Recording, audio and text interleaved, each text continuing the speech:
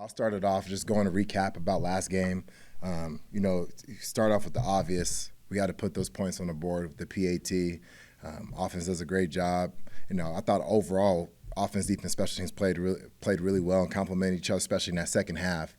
But then when you get down there, Taryn and Kenzie, we have opportunity to tie the game. We got to make those kicks. Clean operation. We talk about calmness with the operation and be able to put the ball through the uprights.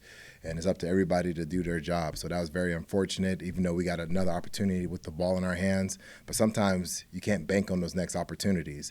I thought overall guys like Mike Ford played really, really well. Felipe Franks, J.D. Bertrand, those guys did a great job covering versus Marcus Jones, who at the time was averaging 21.6 yards per punt return, which is 2 first downs. And we held them to 7.5 on 5 punts. So I thought that was a great job by those guys going downfield, playing physical, playing our brand of football, and playing fast and being dominant in the coverage units. I thought Agnew made great decision-making, particularly as a punt returner. Our first punt return led to 15 yards, got us close to midfield, and then set up our first score. And then later on in the game, we had a punt return for about 13 yards to get us out of harm's way because they did flip the field, putting the ball down to the 6-yard line, and we got it to the 19 to help our offense out. We're continuing to grow and get better there. I'm excited that Agnew's getting healthier and he's playing really well, and his best days as a Falcon are yet to come. So I'll open it up to any questions. Of course, third new kicker this year. How do you feel overall about Zane? And is there ever any sense of frustration when you guys are trying to find that consistency in the kicking game? Yeah, we talk about the kicking game is more so just that one position. Like a lot of times people say kicking game, and you talk about all phases when you talk about kicking game, because special teams, every play is involving a kick. But when you're talking about particularly with the kicker, you want to be able. You get kind of frustrated because you want what's best for the team. And I know that, like for instance, Parker wasn't trying to go out there and miss it. Nobody's trying to do anything negative in that aspect. But when it comes down to it, yes, we are looking for a consistent presence at that position. As throughout the whole NFL, Zane Gonzalez, had the privilege to coach against him for years. Last year, recently, he was with Washington. He took over when I think he was their 6th kicker there in Washington. He did a good job there. I thought he was calm. He plays with great poise, has consistent technique, has a strong leg, and he's played in clutch situations. He joined Washington when they're on their playoff run, and then when they got into the playoffs, he was 7 of 8 with making a game winner to beat Tampa Bay. So he has that presence, that veteran presence. He's shown clutch. He's been able to play in clutch situations, and he's just done a good job overall. So he's in the building. We're excited to have him. He's one of us, and I look forward to seeing him dominate. I'm sure, as you said, Parker didn't want what happened to happen, and he probably did really good in practice. So how difficult is that when you see one thing on the practice field, but then something different on the game field? You talk about just the overall process and being able the process stays the same, but sometimes the results don't happen your way. So, when you have a young kicker, Taryn, younger kicker who played, I think that was his 11th game overall in the NFL, there are some growing pains when it comes to working situations, being in clutch situations. How do you manufacture those clutch situations in practice? The term I use is controlled adversity. So there's times at practice we try to create certain adversities that will kind of be almost a little bit similar to what you'll get in the game, but it's hard to replicate that playing in that type of stadium, that situation. So you try to do different things mentally to get them off track, to get them to play at be at their peak performance at those times. Unfortunate, that happened, but he was at the time when he was here, he was having good practices and he's working on his technique, hitting the ball well. But sometimes those things happen. The operation was clean, and we just got to make sure we put the ball through the uprights. That's what it comes down to. Is this, like past week, just proof of how important live game reps are, that you can't really replicate them in practice? Yeah, you're totally correct. You can't replicate those situations in practice. Taryn, we could be in a field goal period and you could hit 6 field goals during that period, right? But it's not as realistic because nobody hits back-to-back field goals like that, correct? So for us as a kicker, let's say you put the ball through the uprights, Taryn, and you made the kick, but you didn't like your technique, you didn't like your approach. How do you troubleshoot onto the next play to be able to work it on rep 2? It could happen in game. You could go kick a PAT, and now the game is tied, let's say, and you didn't like your contact. How do you troubleshoot? Because you never know when that next opportunity is going to present itself. Now we get a pick six. We go back on defense, get a pick six. Now 3 plays later, you're up again. Did you troubleshoot to go out there and be able to execute and be able to do your job and put the ball through the uprights? So those things are hard to manufacture, but we're always looking to create that and control that adversity at practice. Have you ever been in a situation like this season where you are now on your 3rd kicker? Right or wrong, but have you ever experienced this before? Yes, I've experienced it, and it's been for different reasons, whether it was injuries, whether it's performance, whatever the case may be. But we bring those guys in. There's no shortcuts on learning and growing as an operational group when it comes to snapper, holder, kicker, and putting all of our faith in that person. When we bring them in the building, we have all our faith in them, and we're going out there to go do our best job. No different in the game. That happens. We get the ball back. I had all the confidence that Parker was going to go out there, and if we got the next opportunity, he's going to put the ball through the uprights. No different in Buffalo. He did that versus Buffalo, put us up 2 scores. So whoever we have in the building that's going to be that kicker on game day, we're trusting him to go out there and do his job at the highest level. Can you remember when or where? Most recent, I want to say 2017 with the Chargers. We had a couple of different kickers while I was there with the Chargers. We finished the season strong, but we ended up going with a bunch of different kickers. And even in 2018, we had a couple of injuries too on that playoff run when we went to the playoffs and lost in the divisional round. Zane was talking in the locker room yesterday about how the field internationally is a little slippy. Oh my gosh. Slippery? Slipper. Yeah. Slipper. Yep. I can't say the other word apparently. How did you replicate that in practice? I mean, more so like you could, depending on when we practice, like today, the ground may be a little bit slick compared to playing international because we're playing on soccer fields. Mm-hmm. You know, those soccer fields, their grass is a little bit different because they want the ball to travel a little bit faster because of the game. No different. Go to Mercedes-Benz and they play on the turf. They wet the turf to let the ball play a little bit faster. So those are things that we work. You know, sometimes it helps just because of the time of the year that we're in, where we play on wetter conditions, like last week and even this week sometimes, depending on if we practice early, which we are today, or you just get the ground wet a little bit. But it happens where when you're in those situations, Taryn, you really have to trust your fundamentals and your technique, whether you're playing where you're tackling, ball security, you're planning, you're making movements. You got to trust your foundation, your fundamentals when it comes to those situations. How excited has Lenny been this week?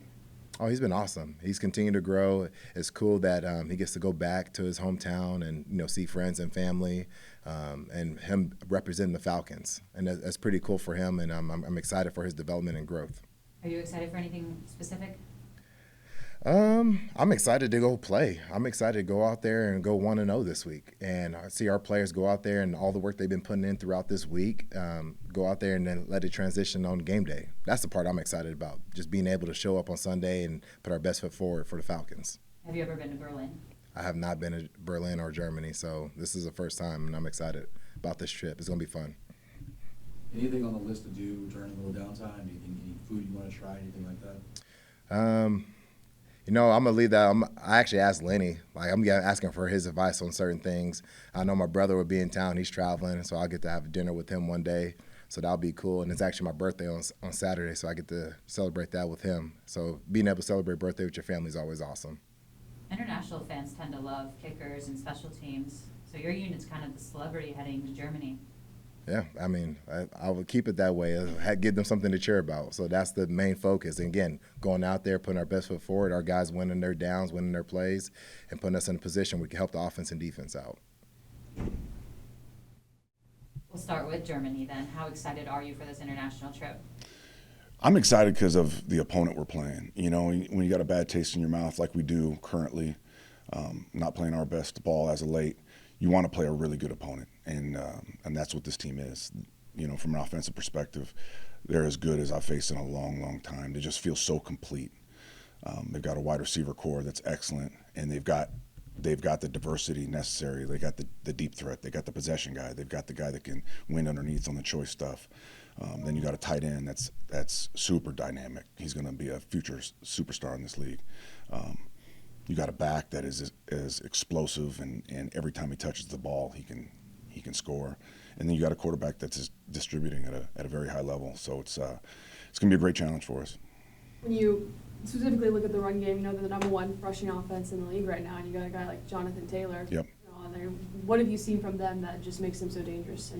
It's the completeness of the offense, because if you want to sit there and just stack the box all day long, they have receivers, they have a tight end that's going to make you pay for that. So making sure that you devote the resources to the run game, but at the same time not compromising from a coverage perspective, it can be very challenging, and there's going to be some really hard downs for certain players at certain times, and I'll try to balance that as best I can amongst the players, but we're going to have to play our best ball. That's the truth. What kind of running back is Jonathan Taylor? I feel like his name isn't normally thrown around with like the Christian McCaffreys, the Josh Jacobs, the Saquon Barkleys out there. I don't know if it's because maybe it's a smaller market in Indianapolis, or I couldn't tell you that, because every time I've gone against him, he's just given me nightmares. He's a guy that is so explosive. He's so fast. He has such elite vision. He has contact balance. They can block it for 5 and he can make it 25. So he's complete in every way. Plus he's a good receiver out of the backfield. It feels as though this is the first year, I think, that he's really getting the national attention. I think that's probably a byproduct of the team playing so well. What's the key to stopping him then? It is, like I said, you got to, from a schematic standpoint, I got to devote the resources to the run game at times, provide enough hats in the box to handle him.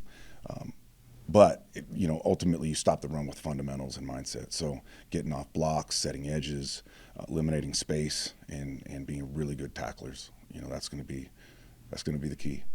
Last week you talked about the improvement in stopping traditional runs, but you need to improve in non-traditional. Yep.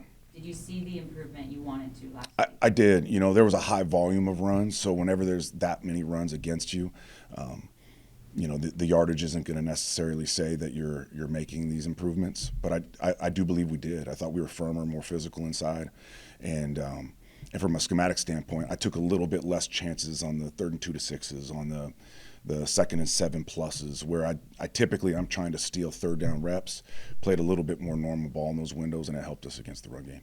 Is that going to be the plan this weekend? Maybe. I don't know. Injury updates, Billy Bowman and Zach Harrison, how's it to have them back? Like, they've looked good out there in practice. I'm not necessarily certain of what their status is, if they've been completely cleared or not, but they've looked good so far. When your unit sees that they're about to go against the #1 scoring offense in the league, do they just get a little hungry for that and just wanted to shut it down? Yeah, that's the nature of this group. They love that challenge. It's not only the #1 offense this season. I mean, they are on a historic pace for points and yards and So to beat an opponent like this, it's like I said, like, we've struggled as of late, not only defensively but as a team, and to get out of a rut like this and to create some momentum and get going in the right direction, you want to play a really good opponent, a complete component, and that's what we're facing. How excited is Nate Ollie? Brendan Dorless did hint that, like, this is a little personal since he used to coach with the Colts. It's funny how that works, because you spend enough time in this league and you're going to have a lot of stops, coaching and playing alike. So I'm sure it's always that way, isn't it? Like when you go face a team that didn't necessarily covet your skill set, in a certain way, you wanna demonstrate that they were wrong, and I'm sure it's no different with Nate. How frustrating can it be when you look at last week's game, where you felt like there was a lot of positive takeaways from that game, but at the end of the day, it came down to something that you really can't control when it's a miss extra point. So, from the defensive standpoint, when it's something out of your control, like, where's the frustration in that? Well, there's still frustration that we didn't play well enough early enough. So early in that game, it was a little bit of playing and a little bit of coaching. They outcoached us on a couple, and they got really poor matchups for us. So you got to give them credit for that. And there's some things we could have definitely played better. So early in that game, we dug ourselves into a hole that we didn't need to.